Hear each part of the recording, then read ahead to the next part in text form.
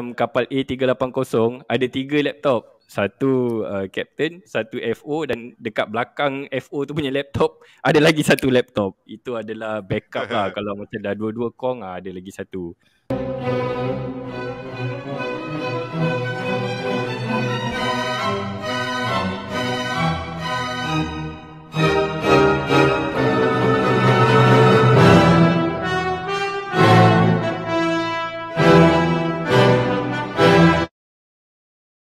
Orang tanya, pilot guna app untuk fly tak?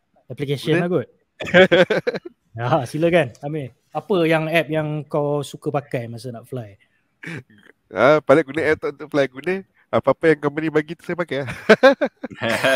Betul. Setuju. Aku lupa sebenarnya zaman sekarang ni kebanyakan airline dah bagi pilot tablet ataupun ada certain airline dulu dia bagi laptop. So dalam tablet ni diberi untuk kesenangan operasi kita juga. Bila kita ringankan beban workload dalam flight, lagi efisien lah company punya operation, lagi banyak flight dia boleh buat, kos pun mungkin berkurangan operasi kos mereka kan. So kalau airline yang aku kerja dengan Amir Zaidi sekarang ni quite new juga, beberapa tahun telah diberi tablet. Dan app yang kalau orang tanya app yang dimaksudkan tu yang company dah load, memang kita orang selalu pakai lah. App apa, jenis apa Amir yang kau pakai ni?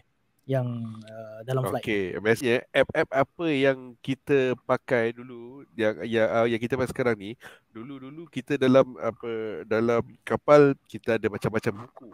Kita ada dengan manual, paper manual. So kita ada dengan spesifik take off charts yang di mana kita digunakan je untuk mendapatkan kelajuan lah, untuk kelajuan kita berlepas dan kelajuan di mana kapal tu stabil, kelajuan minimum untuk kapal tu boleh terbang.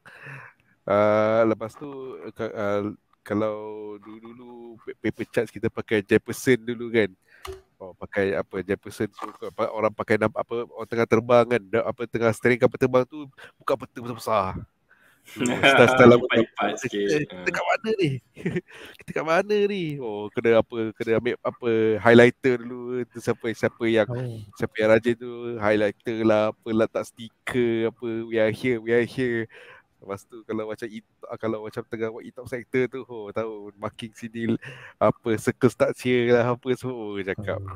Lepas tu benda-benda macam tu, dengan adanya app ni, so apa jenis app yang ada? Okay, app tadi first yang peta tu, besar-besar peta tu. So app peta tu banyak tau. Kita peta tu bukan satu je. Kat mana kita pergi, macam belah Asia, belah kita pergi belah Jepun pakai peta lain, pergi belah Manila peta lain, kita pergi pakai Jakarta peta lain. So banyak peta tu dia dah jadi, dia dah terlibatkan dalam satu app. So itu baru peta. Kalau yang maklumat pasal airport, macam Kuala Lumpur. Dulu kita Kuala Lumpur, satu buku, one booklet, satu buku buka Kuala Lumpur. Kita buka, kita bookmark, kita dock year. Kita dock year kan buku tu, macam okay, page ni kena buka, page ni kena buka, page ni kena buka. So kita nak mendarat, okay, nak mendarat, okay, kita kepil page ni pakai clip apa semua dulu. Hassle. So kalau koyak yang paper chart tu, kalau koyak tak boleh baca langsung lah. Walaupun aku tak tahu siapa gila yang nak koyak tu, aku tak tahu lah. Kalau koyak repair pakai selotip. Repair pakai selotip dulu. Dalam FO ada selotip kan. Siapa yang tak ada selotip tu, tanya member sebelah ada selotip tak ada. Biar je. Wah, memang. Tak biar. Kau tahu apa dia orang buat dulu? Ni dululah. Dia orang minta the cabin crew pramugari dia orang minta first aid kit yang ada macam plaster punya selotip. Dan dia orang combine balik. Ini demi keselamatan lah. Sebab kalau masa zaman dulu paper chart tu, kalau koyak tak boleh baca, macam mana nak landing? Maklumat untuk kau mendarat dengan selamat tu tak available kalau benda tu koyak dan tak disambung kan. So betul. Itu hidup zaman dululah, sebelum ada yang tablet yang diberi oleh company dan dibekalkan oleh app yang ada digital chart. So tak ada masalah macam nak koyak-koyak, terkoyak apa semua dah tak ada masalah lah. So Betul. benda tu dipamerkan dalam bentuk digital sekarang. Sangat mudah sekarang sebenarnya. Dan benda tu apa, kita dalam kapal kan macam-macam apa jenis, macam-macam jenis airport yang kita bakal pergi kan. So berpuluh-puluh dalam tu, berat. Sekali bila sekarang benda tu semua dah dibuatkan dalam satu app.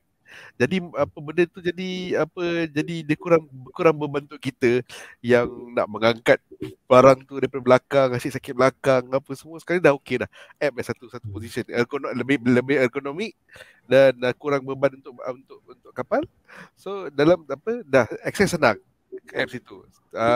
Yang tadi spesifik TekoChaf, satu lagi app. So ada lain macam contoh kalau ada pesawat Boeing ada dia punya app dia sendiri. Airbus ada app dia sendiri.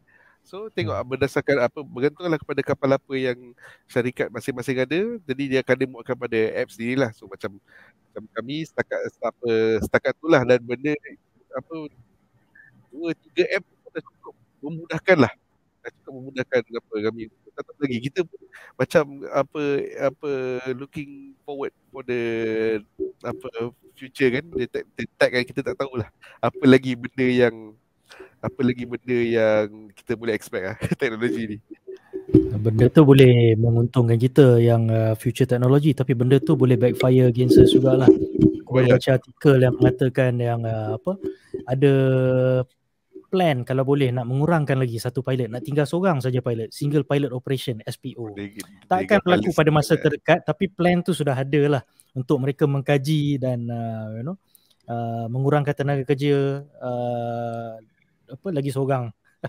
Tapi benda tu kita boleh bincang dalam kencang yang lain lah, insyaAllah. Kira co-pilot jadi app lah, bukan app. Co-pilot bukan app. Hello, I'm co-pilot. Hello, this is your colleague speaking. Suara robot kan. So Prof, application untuk Fly, ada apa yang berbeza dengan Amir cerita tadi, ataupun kau nak rumus jenis apa yang app yang kita pakai nak Fly? Jenis-jenis yang Amir cakap tu sebenarnya memang dah betul lah. Yang aku nak tambah cuma kapal yang aku bawa adalah beza dia. Sebab sekarang ni dokumen-dokumen yang kita dahulunya bawa, yang sekarang dah ada dalam iPad tu, dulunya kita letak dalam satu bag. Nama bag tu flight bag. Jadi bila dia dah letak dalam iPad tu, nama dia Electronic Flight Bag ataupun EFB. Dan EFB ni ada dua jenis lah. Satu yang non-mounted ataupun iPad yang kita boleh bawa daripada rumah, dan lagi satu adalah mounted yang memang dah dia install kat dalam kapal tu. Yang macam kapal aku dia ada laptop. Lepas tu laptop tu dia sambungkan kepada skrin, dan skrin tu memang dah mounted lah kat dalam kapal tu.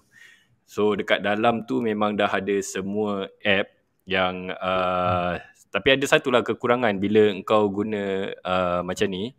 Bila you nak set up you punya chart tu semua, yang macam Amir tadi cakap, you kena apa, kalau guna buku biasa you kena lipat sikit kalau nak tandakan kan. Kalau macam sekarang ni gunakan app tu, you just tekan bintang aja. Bintang tu kira letak dalam clipboard lah. Ini dalam clipboard tu dah kira you ada chart yang you nak sahaja. So benda ni kalau you ada iPad, you boleh buat kat rumah. Sekarang ni kalau ada yang mounted dalam kapal tu, you kenalah buat dalam kapal saja. Maknanya you hanya berpeluang untuk susun chart dengan buat calculation semua hanya bila berada di dalam kapal. Bukan sesuatu masalah yang besar. Aku just nak ceritalah sebab aku ada dekat dalam kapal tu ada mounted. Lepas tu dekat sebelah tu dulunya tempat letak kertas untuk tulis-tulis. Sekarang itu pun dah jadi mount. So maknanya aku ada dua EFB. Satu iPad aku, satu lagi yang kat depan tu. Dah jadi overkill pula. Redundancy Redundant.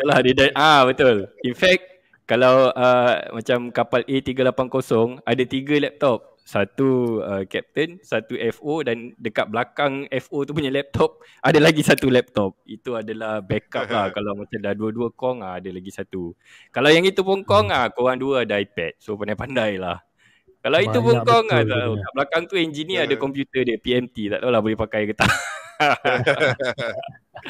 Itu tak boleh.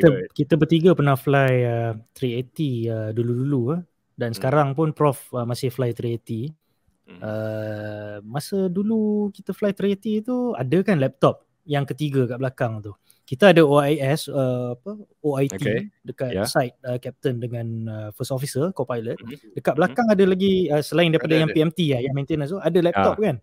Ingat tak? Tapi itu bukan untuk kegunaan pilot lah, itu untuk kegunaan engineer ya. Dia untuk, tak silap aku, manual yang dia boleh tengok, yang pilot juga boleh tengok adalah macam MEL lah. Tapi dia punya MEL tu macam lagi menyeluruh lah daripada kita orang punya. Menarik. So application tu semua built in by the company lah untuk kegunaan operasi setengah syarikat penerbangan. Ada juga syarikat penerbangan yang masih belum pakai laptop ataupun tablet. Tapi adakah ia berbahaya? Tidak. Sebab sebelum ada tablet ni pun dah ada dah yang buku-buku yang kita pakai ni semua dulu. Cuma the moment kita punya company telah memperkenalkan apa device nama dia? Portable device ni. Portable device, okay.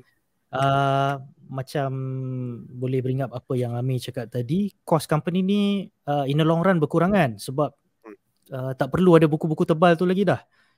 Kira application yang memperkenalkan digitization of dia punya buku dalam bentuk macam e-book ataupun digital book ni telah menidakkan ataupun membuatkan kita boleh buang yang buku lama yang dah ada.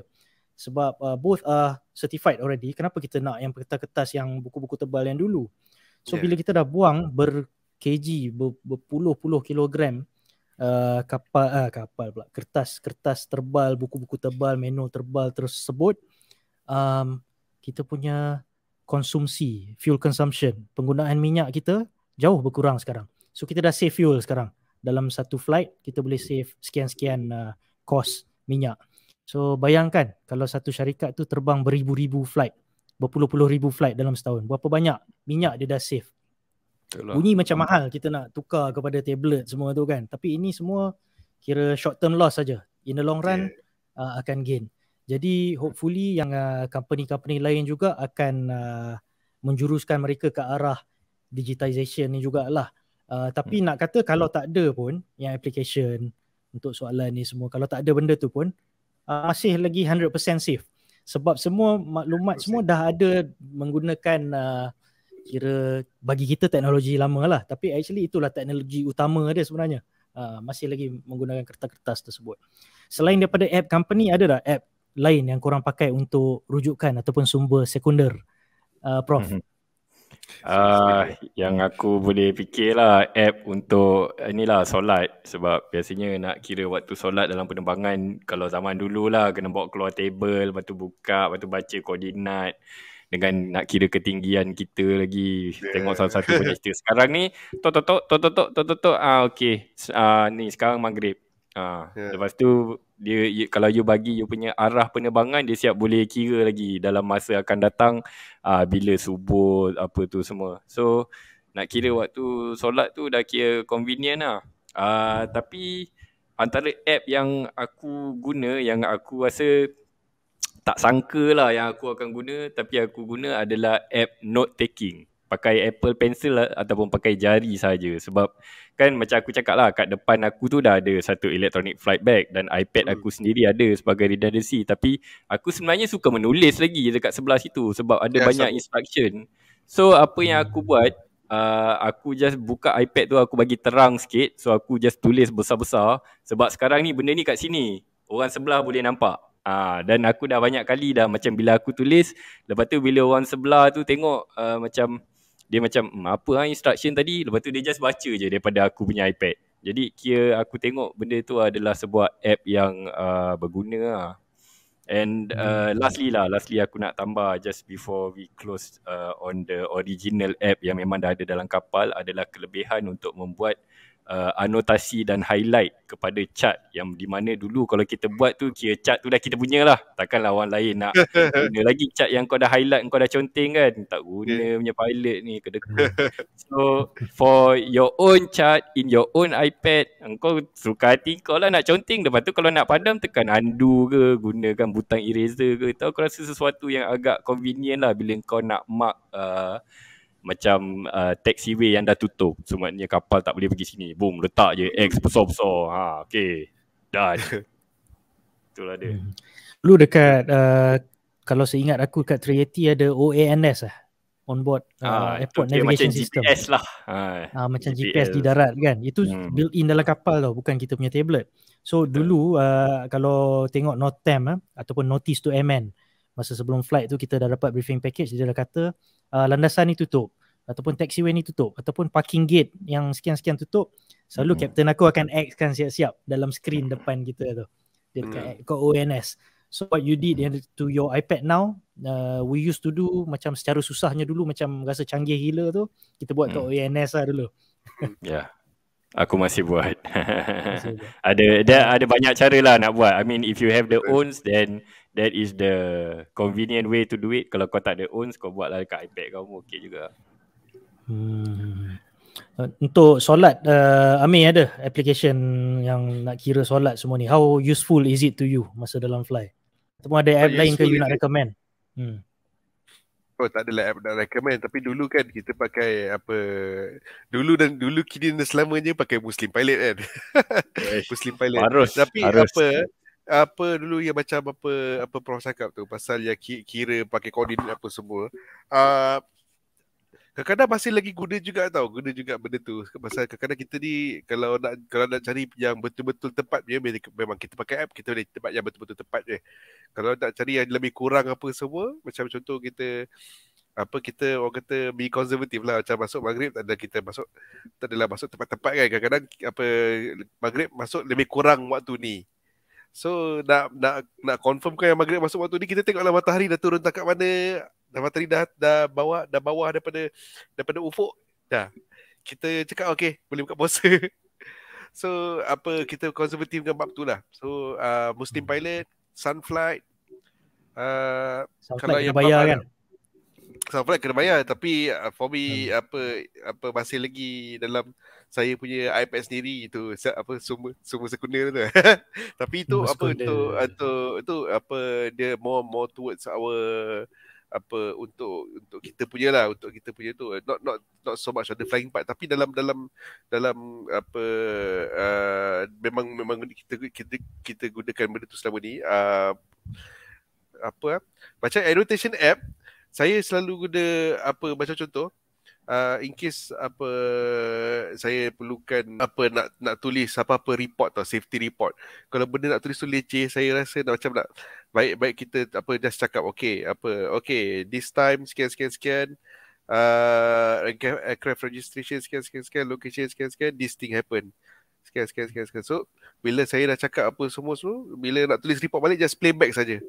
Kita dah tahu, at least chronological kita dah tahu, and then dia punya information daripada waktu tu dah kita dah tahu. Kita instead of tulis macam kakak kita tulis kan, suruh dia ada pilot untuk write on the report properly apa semua kan.